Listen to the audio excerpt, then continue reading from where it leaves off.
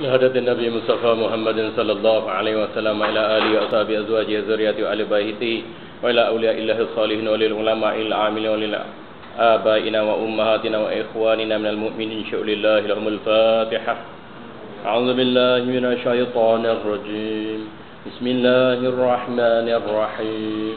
الحمد لله رب العالمين الرحمن الرحيم مالك يوم الدين إياك نعبد وإياك نستعين اهدنا الصراط المستقيم صراط الذين أنعمت عليهم غير المغضوب عليهم ولا الضالين آمين. استغفر الله العظيم الذي لا إله إلا هو الحي القيوم وأتوب إليه. استغفر الله العظيم لنا ولوالدينا ولمشائخنا. استغفر الله العظيم لنا ولوالدينا ولمشائخنا ولجميع المؤمنين والمؤمنات من أمة محمد صلى الله عليه وسلم. لا إله إلا الله وحده لا شريك له له الملك وله الحمد يحيي ويميت وهو على كل شيء قدير ولا حول ولا قوة إلا بالله العلي العظيم. اللهم صل وسلم وبارك على سيدنا محمد وعلى آله وصحبه عدد نعم الله الكريم وإفضاله. اللهم صل على سيدنا محمد طب القلوب ودوائها وعافية الأبدان وشفائها ونور الأبصار وضيائها وعلى آله وصحبه وبارك وسلم. اللهم صل على سيدنا محمد الفاتح لما أغلق والخاتم لما سبق ناصر الحق بالحق والهادي إلى صراط المستقيم صلى الله عليه وعلى آله وأصحابه حق قدره ومقداره العظيم. بسم الله الرحمن الرحيم. الحمد لله رب العالمين وبه نستعين على أمور الدنيا والدين. اللهم صل وسلم وبارك على سيد المرسلين نبينا وحبيبنا وشفيعنا ومولانا محمد وعلى آله وصحبه من سار على نهجه إلى يوم الدين. سبحانك لا علم لنا إلا ما علمتنا. Maha suci Dika ya Allah, kami manusia tak pernah mengerti apa-apa kecuali apa yang Dika ajarkan kepada kami. Innaka antal alimul hakim. Sesungguhnya Dika ya Allah yang maha mengetahui lagi maha bijaksana. Allahumma ftah alaina futuhal arifin ya Allah. Bukakanlah pintu hati kami sebagaimana Dika bukakan pintu hati hamba-hamba yang mengenalmu. Aftah alaina abwabal ilmi wal ma'rifah. Ya Allah, bukakanlah pintu hati kami dengan cahaya ilmu dan ma'rifah. Allah faqihna fid din, ajalah kami urusan agama kami. Wa alimna al-kitab, berilah pemahaman yang mendalam kepada kami tentang kitab suci Al-Quran. Wa ja'alna mimman yastami'una al-qawla fayattabi'una ahsanah. Jadikanlah kami semua dari kalangan hamba-hamba-Mu yang mudah mendengar nasihat dan menerima bimbingan yang baik, dan berilah kekuatan pada kami untuk melakukan amal ibadat yang terbaik. Walhamdulillahirabbil alamin.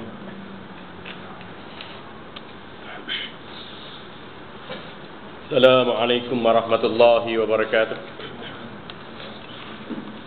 Apa khabar semua?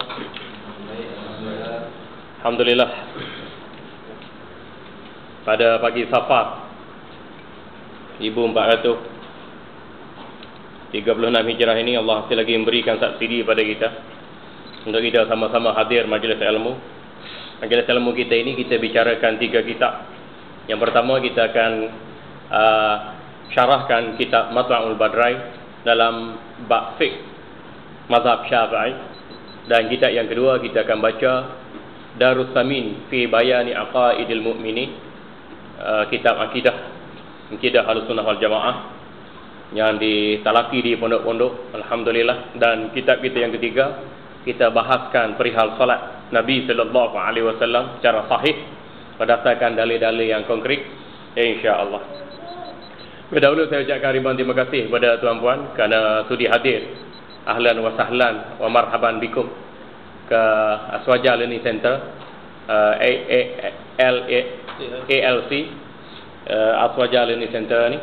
Kita baru saja mulakan operasi 4-5 bulan yang lepas, dan insya-Allah operasi kita berterusan. Insya-Allah berterusan majlis ilmu kita hingga hari kiamat, insya-Allah. Hadirin muslimin muslimat yang dirahmati Allah, pagi ini kita sambung lagi pelajaran kita melalui kitab Matla'ul Badrain.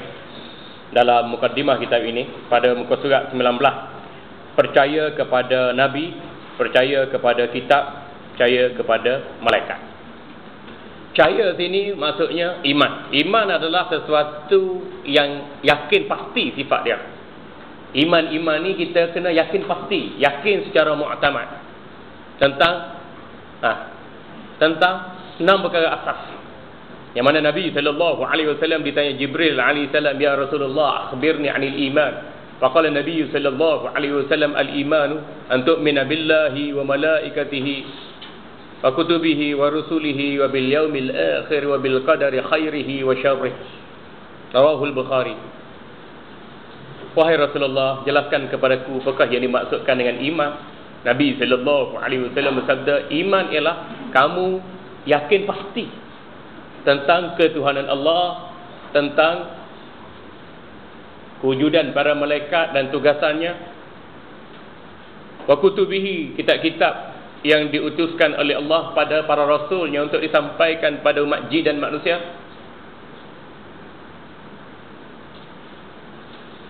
wabil yaumil akhiri, dan tentang hari kebangkitan, hari pembalasan, hari kiamat, wabil qadari, dan kamu kena yakin pasti dalam hatimu, fikiranmu, hidupmu bahawa adanya qada, keputusan Allah, qadar, ketetapan Allah, baik buruk qada kamu terimalah seadanya.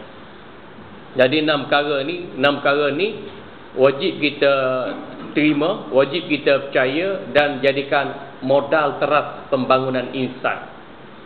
Kalau tak ada ni, manusia tak ada modal. Manusia tak boleh jadi orang, tak boleh jadi baik, tak akan tumbuh integriti pada dirinya. Jadi maksud percaya sini yakin pasti, bukan percaya macam percaya janji politik tak, atau janji Jolah Saleh untuk menggegar skuad Myanmar pada petang ni dalam Piala AFF Suzuki, ataupun janji harga minyak akan diturunkan serentak dengan proses pengampuran harga minyak di pasaran terbangsa. Itu janji-janji yang tak pasti tu. Tapi hak ni janji pasti. Mana kita pun kalau terima yakin pasti. Itu maksud iman. Mana tu Nabi SAW menjelaskan al-iman ma waqara fil qalbi wa saddaqahu al-amal. Iman itu apa yang tetap dalam hati, mana sesuatu yang yakin pasti dalam hati dan dibuktikan dengan perbuatan. Percaya kepada Nabi SAW, percaya pada kitab, percaya pada malaikat, wajib ke atas setiap mukallaf. Mukallaf ni orang Islam, beriman, berakal, beriman dengan semua Nabi alaihissalatu wassalam, sama ada yang disebut nama mereka dalam Quran ataupun tidak. Kadang sebut dalam Quran jelas, tak sebut dalam Quran, sebut dalam hadis yang sahih, yang mutawatir sampai pada kita, wajib percaya juga. Bilangan Nabi alaihissalatu wassalam seperti yang disebutkan dalam Al-Quran 28 orang. Ni hak sebut nama dalam Quran, sebut nama ya. Okey, yang pertamanya Adam, yang kedua Nuh, tiga Idris, Hud, Saleh, Ibrahim, Ismail, Ishaq, Yusuf, Lut, Ya'qub, Musa, Harun, Syuaib, Zakaria, Yahya, Isa, Daud, Sulaiman, Ilyas, Ilyasa, Zulkifli, Ayyub, Yunus, Muhammad sallallahu alaihi wasallam, wa Uzair, wa Luqman, wa Zulkarnain. Keterangan mengikut ahli-ahli tafsir, mereka tidak sepakat dari segi kenabian siapa? Uzair, Luqman dan Zulkarnain. Hak 25 orang tu hak disepakati di kalangan ulama. Yang kita sebut dalam nasyid tu. Nama nabi-nabi tu, nama rasul-rasul tu, 25 orang tu hak sepakat di kalangan ulama. Manakala Uzair, Luqman, Zulkarnain itu ada khilaf, ada perselisihan pandangan ulama untuk menentukan sama ada mereka Nabi diutuskan ataupun sekadar wali. Setengah ulama berkata wajib mengetahui semua nama-nama Nabi tersebut dan percaya satu persatu, dan wajib mengajar anak isteri. Suami wajib ajar anak isteri iman pada Allah, pada malaikat, pada kitab, pada rasul. Suami wajib ajar pada anak isteri. Nabi ada berapa orang? Apa Nabi, apa rasul? Nabi dan rasul ni ada berapa orang? Wajib. Jadi kalau suami tak mengajar, dosa. Nak lepas daripada dosa kerana suami jahil ataupun tak belajar agama, dia kena beri ruang pada isteri dia untuk belajar agama. Jangan beri ruang belajar, jangan sesat lah. Belajar agama. Ni belajar agama ni wajib, tak belajar berdosa. Mana bisa mungkin kita duduk rumah, makan, minum, tidur, bang, kucing, berak, bini, beranak, terima gaji, bonus tahunan dalam keadaan kita tambah dosa. Jadi alhamdulillah tuan-tuan datang belajar dari sudut akidah, sudut fiqh ni. Jadi kita boleh urus takbir masa tenaga harta benda kita dengan cekap untuk dapatkan ilmu. Dengan ilmu kita boleh ibadat, dengan ibadat kita boleh jadikan bekalan pulang menuju akhirat. Tengah ulama kata wajib mengetahui semua nama-nama Nabi tersebut dan percaya satu persatu, dan wajib mengajar anak, isteri dan khadamnya. Orang gaji pun nak ajar juga. Apa amah-amah Indo ataupun petani ke Filipin ke mengajar juga. Khadam. Macam cerita apa tu? Macam cerita Ismi Ulam Raja, ada khadam. Abdul Wahab ada khadam dia. Akhir sekali khadam pun dibebaskan. Dan yang tidak diketahui nama mereka wajiblah percaya secara keseluruhannya. Hak kita tak tahu, kita percaya keseluruhan.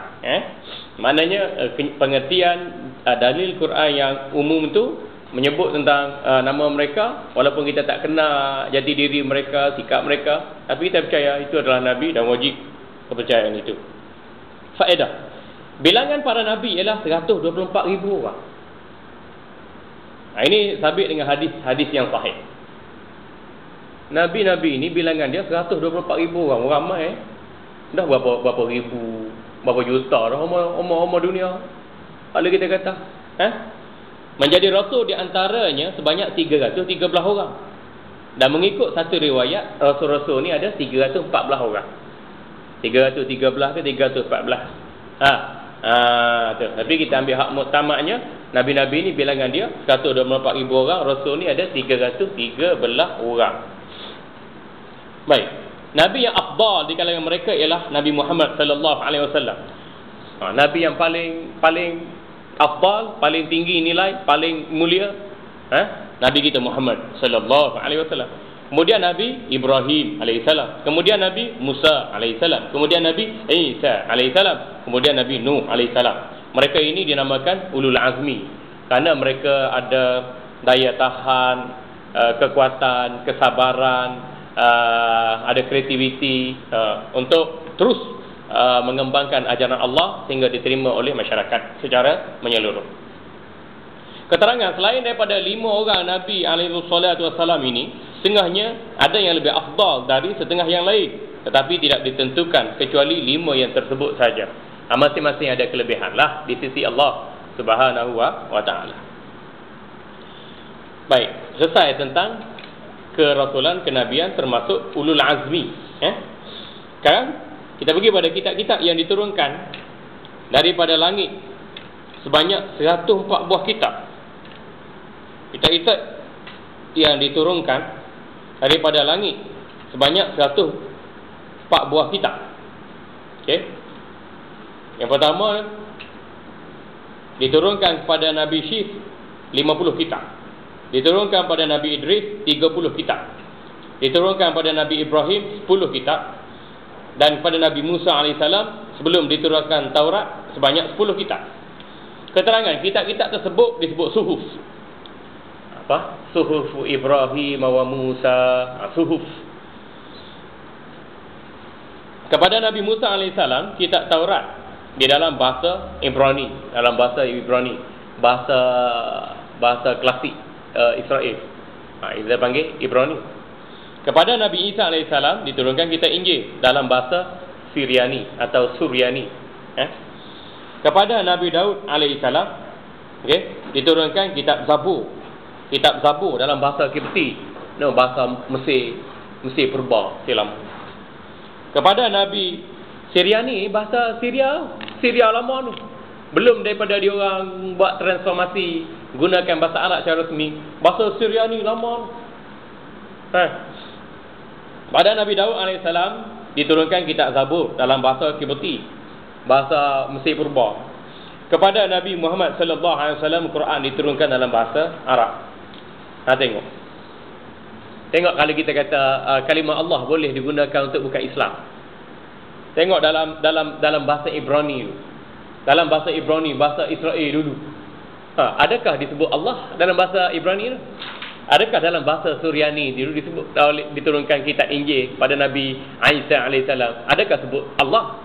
Begitu juga dalam bahasa Kipti sebagai literasi Nabi Daud alaihissalam dengan Allah dan dengan umatnya dalam bahasa Mesir Purba, adakah kalimah Allah itu digunakan? Tapi paling tuntas kalimah Allah ni digunakan untuk orang Islam yang memperakui kalimah syahadah, asyhadu an la ilaha illallah wa asyhadu anna Muhammadar Rasulullah. Habis macam mana isu terkini yang apa nama-nama ni jaiz rampah Bible dalam bahasa Melayu, yang mana Bible dalam bahasa Melayu tu sebut guna kalimah Allah, rampah Bible lepas tu serah balik. Apakah tu kena tanya jaiz ya. Kena tanya mufti ya, bagaimana Datuk Mufti Saiful Sembawang Negeri Selangor menasihati Sultan, ataupun macam mana hinggalah kita rampah Bible bahasa Melayu guna kalimah Allah dan beri balik kepada padri Kristian. Cara peribadi saya kata tak wajar. Bible dicetak dalam bahasa Melayu guna kalimah Allah. Kalau Bible dicetak dalam bahasa Melayu, sasaran seruan Kristianisasi untuk orang Melayu. Kalau Bible cetak dalam Iban, sasaran dia untuk Kristianisasi Iban. Kalau Bible dicetak dalam bahasa Hindu, maknanya sasaran dia orang Hindu untuk jadi Kristian. Kita tengok secara congak boleh dah buat kesimpulan mudah. Lepas tu yang keduanya, isunya yang kedua, Bible dicetak dalam bahasa Melayu guna kalimah Allah. Kita dah ada fatwa di Selangor, ada fatwa kebangsaan, tidak dibenarkan bukan Islam guna kalimah Allah dalam penerbitan mereka. Dan bukan Islam, dia kena hormat hak Islam. Hak Islam sebagai agama persekutuan. Hak Islam dalam lingkungan Sultan sebagai ketua agama Islam dan ketua agama termasuk bukan Islam. Patutnya prinsip itu difahami dengan baik dan diperhalusi. Kemudian